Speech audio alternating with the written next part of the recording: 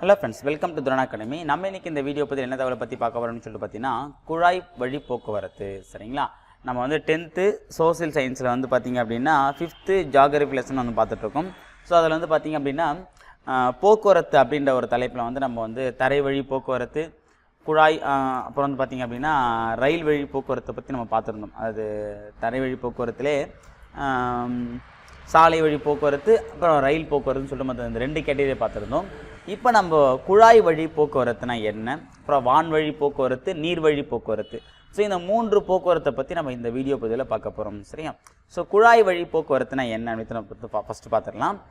எண்ணெய் மற்றும் இயற்கை எரிவாயு வயல்களையும் எண்ணெய் சுத்திகரிப்பு நிலையங்களையும் அதன் சந்தை பகுதிகளோடு இணைப்பதற்கு எளிதான மற்றும் சிறந்த போக்குவரத்து குழாய் போக்குவரத்து செயல்பட்டு வருகிறது.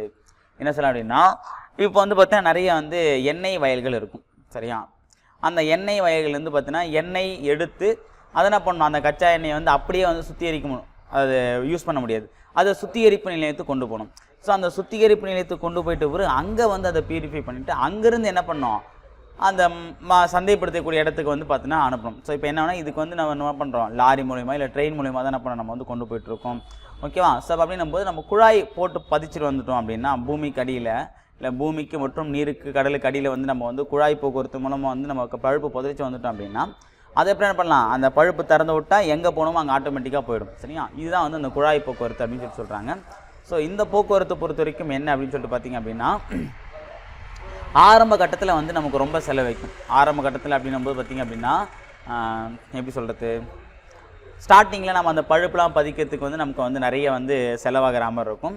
ஆனால் போக போக என்ன ஆகும் அப்படின்னா, அந்த ஒன்ஸ் நம்ம பண்ணி முடிச்சுட்டா வந்து அதை மெயின்டைன் பண்ணுற சார்ஜஸ் வந்து ரொம்ப கம்மியாக இருக்கும். அதுக்கப்புறம் நமக்கு வந்து ரொம்ப எளிமையாக இருக்கும். ஓகே, இதனுடைய இனிஷியல் ப்ராசஸ் தான் ரொம்ப கஷ்டமாக இருக்கும், மற்றபடி எல்லாமே ஈஸியாக இருக்கும். சரியா? இன்னும் ஒரு சில வந்து திடப்பொருட்களும் குழம்பாக்குதல் மூலம் குழாய் வழியே கொண்டு செல்லப்படுகிறது.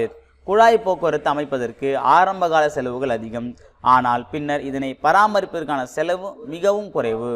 இவற்றை கடினமான நிலப்பகுதியிலும் நீருக்கு அடியிலும் அமைக்க இயலும். சரியா? நிலப்பகுதிக்கு அடியிலும் அமைச்சிட்டு வரலாம், நீருக்கு அடியில் என்ன பண்ணலாம், இந்த குழாய் போக்குவரத்தை நம்ம அமைக்க முடியும் அப்படின்றத சொல்கிறாங்க. ஓகே, அடுத்தது இது எங்கே இருக்குன்றத கான்செப்ட் சொல்லியிருக்காங்க பாருங்கள். இந்த குழாய் போக்குவரத்துலாம் எங்கே இருக்குது அப்படின்னு பார்த்தீங்க அப்படின்னா, மேல் அசாமில் உள்ள எண்ணெய் வயலில் இருந்து கான்பூர் வரையிலும். ஓகே, அசாமில் வந்து இருக்கக்கூடிய அந்த எண்ணெய் வயலிருந்து கான்பூர் வரைக்கும் கொண்டு வராங்க. சரியா? அதுக்கப்புறம் குஜராத்தில் உள்ள சலாயா பகுதியிலிருந்து பஞ்சாபில், குஜராத்தில் ஆரம்பித்து எங்கே வராங்க, பஞ்சாப் கீழேருந்து மேலே. ஓகே, அது இருக்குது பாருங்கள். இங்கே வந்து பார்த்திங்க அப்படின்னா குஜராத், இங்கே வந்து பஞ்சாப் தோருக்கு இங்கே கொண்டு வராங்க.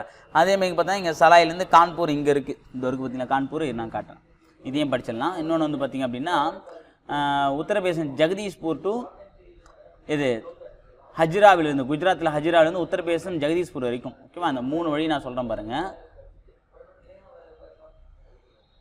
இந்த நீர்வழி போக்குவரத்து பார்த்திங்க அப்படின்னா மேல் அசாமா, இங்கே மேல் அசாம்லேருந்து ஆரம்பித்து ஓகேவா இப்படியே வந்து இந்த ஊருக்கு பார்த்திங்களா கான்பூர் இது வரைக்கும் அந்த குழாய் போக்குவரத்து இருக்குது.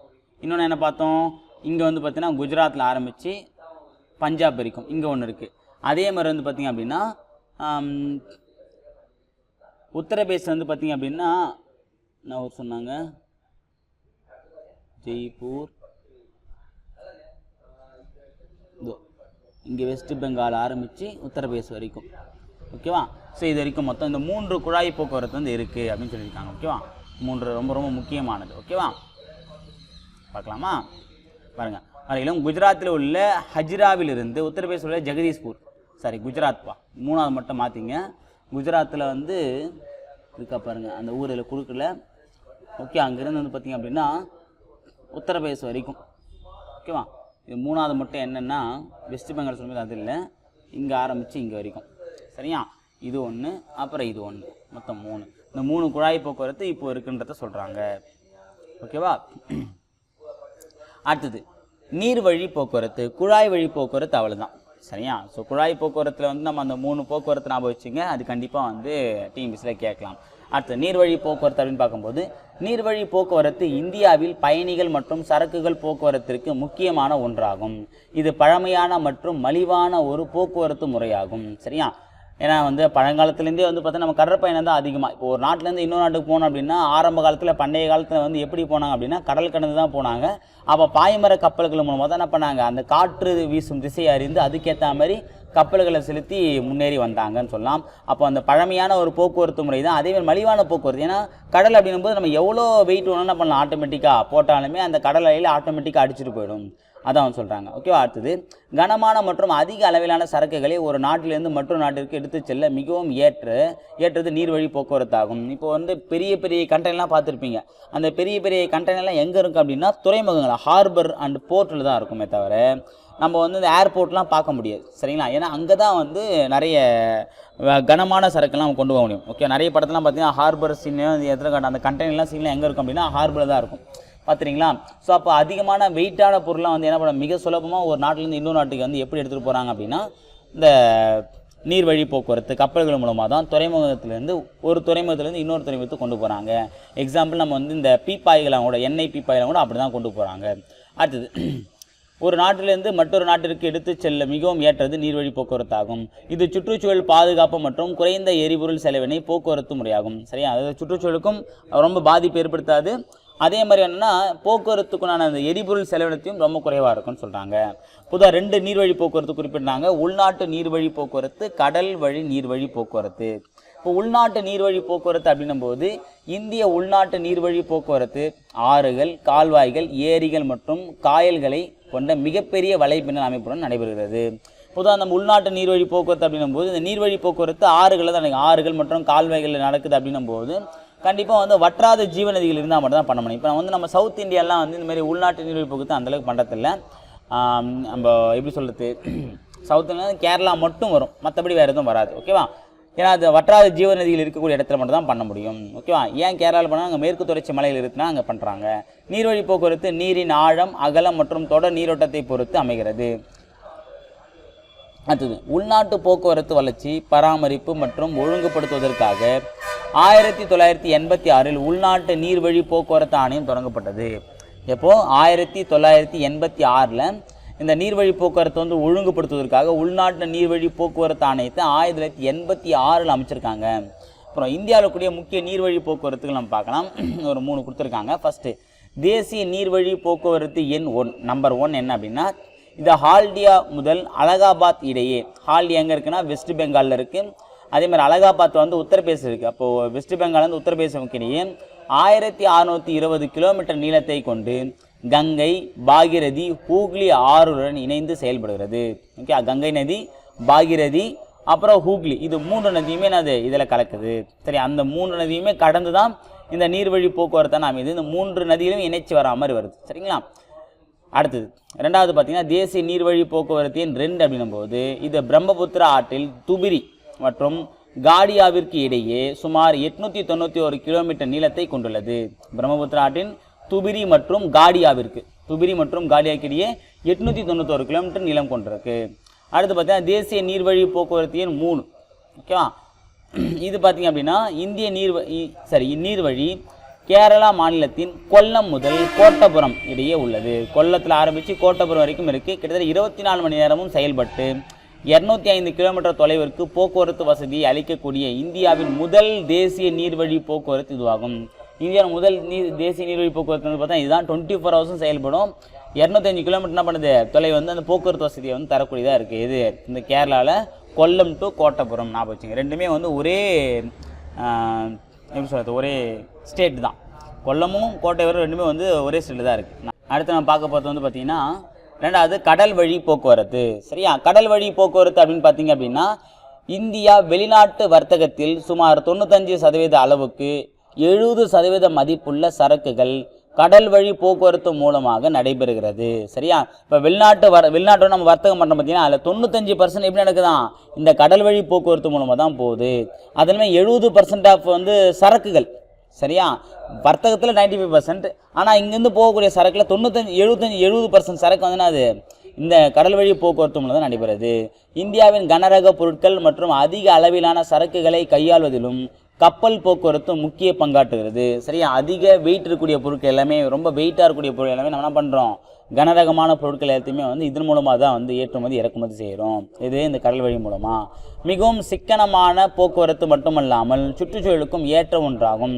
என்னது, இப்போ நம்ம இந்த கப்பலில் ஏற்றக்கூடிய சரக்கே நம்ம தரை வழியாவோ அல்லது ஆகாய வழியோ கொண்டு போனோம் அப்படின்னா பல மடங்கு செலவாகும். ஓகேவா, அந்த தரை வழி ஆகாய வழியை கம்பேர் பண்ணும்போது நீர் வழியில் போக்குவரத்து நமக்கு செலவு கம்மியாக இருக்கும். அதனால தான் மலிவான போக்குவரத்துன்னு சொல்கிறாங்க.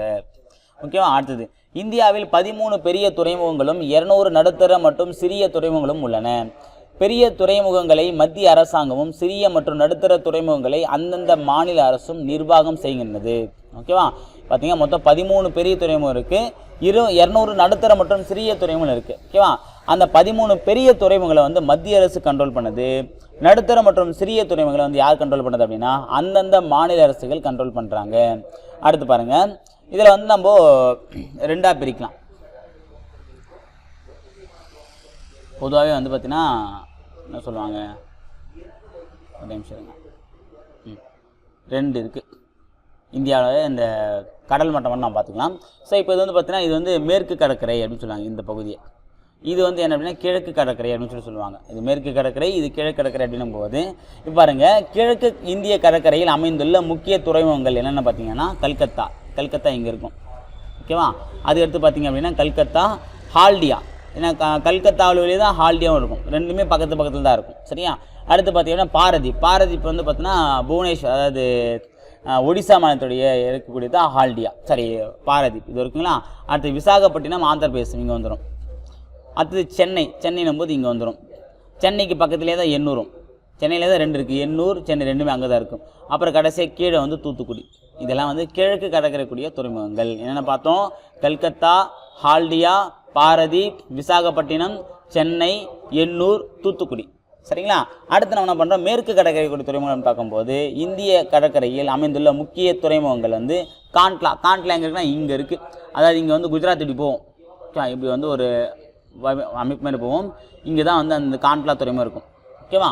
அடுத்து என்ன இருக்குது, காண்ட்லா முடிஞ்சிட்ட பிறகு வேறு என்ன இருக்குது, மும்பை, நவசோவா. ஓகேவா, இது ரெண்டுமே வந்து மும்பை தான். மும்பை இங்கே இருக்குன்னு வச்சுங்களேன், மும்பையில் தான் வந்து மும்பை துறைமுகம் தனியாக இருக்குது. அப்புறம் வந்து பார்த்தீங்கன்னா நவசேவா துறைமுகம். ஓகேவா, இந்த நவசேவா துறைமுகத்தில் வந்து ஜவஹர்லால் நேரு துறைமுகன்ற இன்னொரு பேரும் இருக்குது. அடுத்து மர்மகோவானா கோவா, கொஞ்சம் கீழே மர்மகோவா துறைமுகம். அடுத்தது நியூ மங்களூர்னா பெங்களூரில் இருக்குது, அது கர்நாடகாவில் இருக்கக்கூடிய தான் மங்களூர் துறைமுகம். அடுத்தது கொச்சின், கீழே இங்கே கொச்சின் இருக்கும். அவ்வளோதான்பா. ஸோ இதான் வந்து இந்த துறைமுகங்கள். ஓகேவா, இது கீழே கிடைக்கிற 1 2 3 4 5 6 7 8 9 10 11 12, இங்கே ஒன்று 13. இல்லை மும்பையில் 2 சொன்ன பார்த்தீங்கன்னா இந்த 13 துறைமுகங்கள் தான் பெரிய துறைமுகங்கள் அப்படின்னு சொல்லிட்டு குறிப்பிடுறாங்க. ஓகேவா, வந்து கல்கத்தா 1 2 3 4 5 6 7 8 9 10 11 12 13 கொச்சியோட சேர்த்து. ஓகேவா, நான் வச்சுங்க இந்த 13 பெரிய துறைமுகங்கள். ஓகேவா. அடுத்து பார்த்தீங்கன்னா இந்தியாவின் 4 முக்கிய கப்பல் கட்டும் தளங்கள். கப்பல்னால் நம்ம கப்பலில் வந்து உருவாக்கினா தான் நம்ம பண்ண முடியும், சவாரி செய்ய முடியும். அப்போ அந்த கப்பலை கட்டக்கூடிய தளங்கள் மொத்தம் நம்ம இந்தியாவில் 4 இடத்துல இருக்குது. ஃபஸ்ட்டு இந்துஸ்தான் கப்பல் கட்டும் தளம் எங்கன்னா விசாகப்பட்டினம் ஒன்று இருக்குது, கல்கத்தாவில் ஒன்று இருக்குது, மும்பையில் ஒன்று இருக்குது, கொச்சியில் ஒன்று இருக்குது. சரியா, என்ன ஒரு இருக்குது அப்படின்னா இது ஃபஸ்ட்டு வந்து விசாகப்பட்டினம் ஒன்று, இங்கே விசாகப்பட்டினம் ஒன்று இருக்குது. அப்புறம் வந்து பார்த்தீங்கன்னா கார்டன் ரீச் கப்பல் கட்டும் தொழிற்சாலை, இது எங்கே இருக்குது, கொல்கத்தா. கார்டன் ரீச் கப்பல் கட்டும் தொழிற்சாலை வந்து கொல்கத்தாவில் இருக்குது. அப்புறம் மசாகான் கப்பல் கட்டும் தொழிற்சாலை மும்பை, மசாகான் எங்கிறது மும்பை. அடுத்து பார்த்திங்க அப்படின்னா கொச்சின் கப்பல் கட்டும் தளம் கொச்சி இங்கே இருக்குது. Okay, first Visakhapatnam 1, Kolkata 2, Mumbai 3, Kochi 4. இந்த 4மே என்னது கப்பல் கட்டும் துறைமுகங்கள் அப்படின்னு சொல்கிறாங்க. அடுத்து இந்தியா கப்பல் கட்டும் தொழிலில் இந்தியாவில் 2வது இடத்தையும் உலக அளவில் ஆசியாவில் 2வது இடத்தையும் உலக அளவில் 16வது இடத்தையும் பிடித்துள்ளது. சரியானது. இந்த கப்பல் கட்டும் இந்த பயிற்சியில் வந்து பார்த்திங்கன்னா இந்தியா வந்து உலக அளவில் உலக அளவில் வந்து 16வது இடத்துலையும் ஆசிய அளவில் பார்க்கும்போது 2வது இடத்தையும் வகிக்குதுன்னு சொல்கிறாங்க. ரொம்பவே முக்கியமான ஒரு செயல்பாடாக இருக்குது. சரியா. அடுத்தது பார்த்திங்க அப்படின்னா வான்வழி போக்குவரத்து. ஸோ வான்வழி போக்குவரத்து அப்படின்னு பார்க்கும்போது பார்த்திங்க அப்படின்னா வான்வழி போக்குவரத்து விரைவான பயண செலவு மிகுந்த நவீன மற்றும் வசதியான போக்குவரத்து ஆகும். இது என்ன அப்படின்னா லக்ஸரியாக இருக்கும், நம்ம போகலாம். அதேமாதிரி வந்து ஒரு இடத்துக்கு நம்ம ஃபாஸ்ட்டாக போகணும், ஓகே, நமக்கு டைமிங் தான் முக்கியம், பணம் முக்கியம் இல்லைன்றவங்க வந்து என்னென்னா ஃப்ளைட்டில் போவாங்க. இங்கேருந்தே நம்ம டெல்லிக்கு வந்து பஸ்லேயும் போகலாம், பைக்லேயும் போகலாம், கார்லேயும் போகலாம், ஓகேவா, ட்ரெயின்லேயும் போகலாம். ஆனால் ஃப்ளைட்டில் போனால் தான் ஃபாஸ்ட்டாக போக முடியும். அப்படின்னும் போது அங்கே நேரம் தேவைப்படுது. அப்படின்னும் போது கண்டிப்பாக என்ன பண்ணுவாங்க, ஃப்ளைட்டில் போவாங்க. சரியா, ஃப்ளைட்டில் போனால் என்ன விரைவாக போக முடியும், பயண செலவு மிகுந்து இருக்கும், நவீன வசதியாக லக்ஸரியாக இருக்கும். ஓகே, அதான் வந்து விமான போக்குவரத்து, வேறு ஒன்றும் இல்லை. விரைவு சேவைக்கு நம்ம விமான சேவையை பயன்படுத்தலாம். அடுத்து விமான போக்குவரத்து தேசிய, பிராந்திய மற்றும் சர்வதேச அளவிலான இணைப்பு வசதியை வழங்குகிறது. உள்ளுக்குள்ளே நம்ம என்ன செய்யலாம், இங்கேருந்து டெல்லிக்கும் நம்ம விமானத்தில் போகலாம். டெல்லியிலேருந்து டெல்லியிலேருந்து தாய்லாந்து, கனடா, பேங்காக், ஓகே, அந்த மாதிரி ஊருக்கு நான் போகலாம், நம்ம விமானத்தில் போகலாம். அப்போ வந்து பார்த்தீங்கன்னா உள்நாட்டையும் இணைக்குது, வெளிநாட்டையும் இணைக்குதுன்றத சொல்கிறாங்க. அடுத்து பார்த்திங்க அப்படின்னா உயர்ந்த மலைகள் தானே தான், உயர்ந்த மலைகள், பாலைவனங்கள் மற்றும் அடர்ந்த காடுகள் மற்றும் கடினமான நிலப்பரப்புகள் போன்ற பகுதிகளை எளிதில் இணைக்க வல்லது. ஏன்னா இப்போ அதெல்லாம் நம்ம ட்ரெயின்லாம் வந்து எல்லா இடத்துலையும் நம்ம ட்ரெயினே போக முடியாது, ஓகேவா. ஏன்னா அந்த கரடுமுடான பாதைகளை வந்து நம்ம ரயில்வே ட்ராக்கை போகிறது ரொம்ப கஷ்டமான விஷயமா இருக்கும். ஸோ அந்த மாதிரி இடங்களில் கூட பார்த்திங்கன்னா நம்ம என்ன பண்ணலாம், வான்வெளி மூலமாக, விமானத்தின் மூலமாக, இல்லை ஹெலிகாப்டர் மூலமாக அந்த இடத்துக்கு போக முடியும்ன்றத சொல்கிறாங்க, ஓகேவா. அடுத்தது இப்போக்குவரத்து பயணிகள், சரக்குகள், அஞ்சல்கள் ஆகியவற்றை கொண்டு செல்கின்றன. சரியா, என்னது இந்த போக்குவரத்து வந்து பார்த்திங்க அப்படின்னா இப்போ ஃபாஸ்ட்டாக இப்போ நம்ம ஒரு லெட்ரு போட்டால் வந்து சீக்கிரமாக நமக்கு வரதுக்கு காரணம் என்ன, அதெல்லாம் விமானத்தில் வந்துடும். இப்போ விமானம்னா வந்து காலையில் ஏற்றி விட்டா நைட்டுக்குள்ளே வந்துடும், எந்த ஊராக இருந்தாலும் வந்துடும். அதுக்காக தான் அந்த ஒரு பிளான் பண்ணுறாங்க, ஓகேவா. அடுத்தது அவசர கால நேரங்கள், இயற்கை மற்றும் செயற்கை பேரிடர்களான வெள்ளம், பஞ்சம், தொற்றுநோய்கள், போர்கள் போன்ற நிகழ்வின் போது வான்வழி போக்குவரத்து முக்கிய பங்காற்றுகிறது. சரியா. அடுத்தது முதல் இந்திய விமான போக்குவரத்து பிப்ரவரி 1918 ஹென்றி பிக்யூர் என்பவரால் அலகாபாத்திலிருந்து நைனிக் என்ற இடத்திற்கு கடிதங்கள் கொண்டு செல்லப்பட்டதன் மூலமாக ஆரம்பமானது. ஸோ ஃபஸ்ட்டு பார்த்தீங்கன்னா அந்த கடிதங்களை வந்து கொண்டு செல்லுறதுல நம்ம பண்ணியிருக்காங்க, இந்த விமான போக்குவரத்தை தொடங்கியிருக்காங்க. எப்போ 1918 ஹென்றி பிக்யூர் என்பவர் தான் என்ன பண்ணியிருக்காரு, ஃபஸ்ட்டு செயல்படுத்தியிருக்காரு. அடுத்தது 1953ஆம் ஆண்டு நாட்டின் செயல்பட்டு வந்த 8 பல்வேறு விமான நிலையங்கள் ஒன்றிணைக்கப்பட்டு அவைகள் தேசியமயமாக்கப்பட்டன. சரி, 1953 இருந்த அந்த 8 விமான நிலையங்கள் என்ன பண்ணியிருக்காங்க, ஒன்றா சேர்த்து அதை வந்து தேசியமயமாக்கியிருக்காங்க.